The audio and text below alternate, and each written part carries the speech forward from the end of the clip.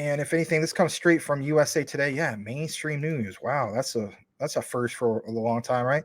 So it says Ripple will win now, zero doubt, and that's what we all want, right? We want, of course, there not to be doubts. We've been hearing about this for the longest times. People coming out.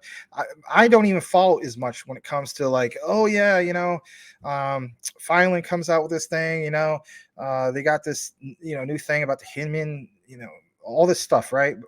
I still follow it. Don't get me wrong, but I don't put as much emphasis because my thing is, I just want to hear the judgment already. I want to hear that the SEC is not going to win.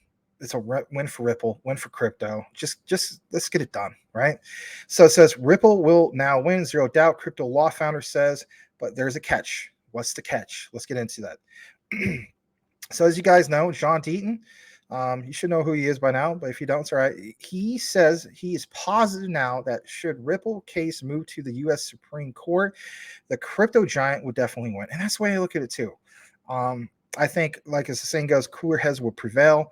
They'll realize that when you look more into the nitty gritty of Ripple's XRP, that it is not a security. So let's get into this. It says, for instance, pro-crypto lawyer John Deaton, who was also, by the way, the founder of Crypto Law Media Outlet, has taken to Twitter to comment on the current case of Grayscale against the SEC regarding the conversation of GBTC into a Bitcoin ETF. However, he took this topic a little further and made a comment regarding the current lawsuit between, the SEC and Ripple, right? So Deaton is positive a Grayscale's possible win. He commented basically that he feels as though there's a chance that the case between Grayscale could be moved to the U.S. Supreme Court. And with that said, he added that the sharp legal sources are impressed with Grayscale's brief in front of the D.C. Circuit and believes that a win is possible. Okay, great, right? But look at this. The founder of Crypto Law stated that he reckons a win is, quote, more than possible.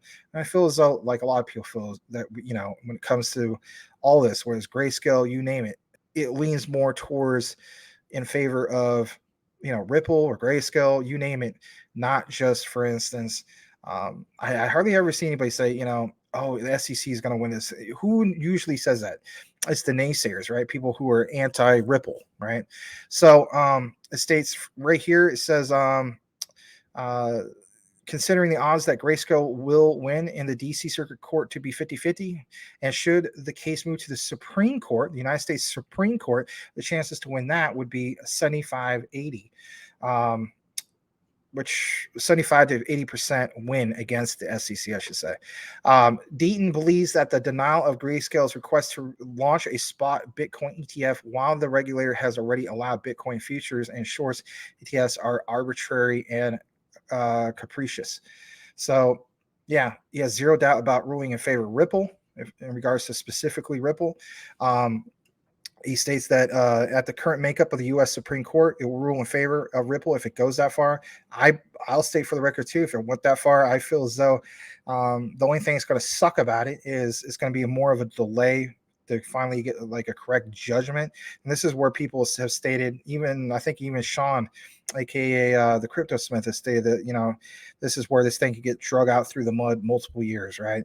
I hope it doesn't come to that, but I also realize at the same time, if it did, let's face it, it would inevitably be a win for the likes of Ripple.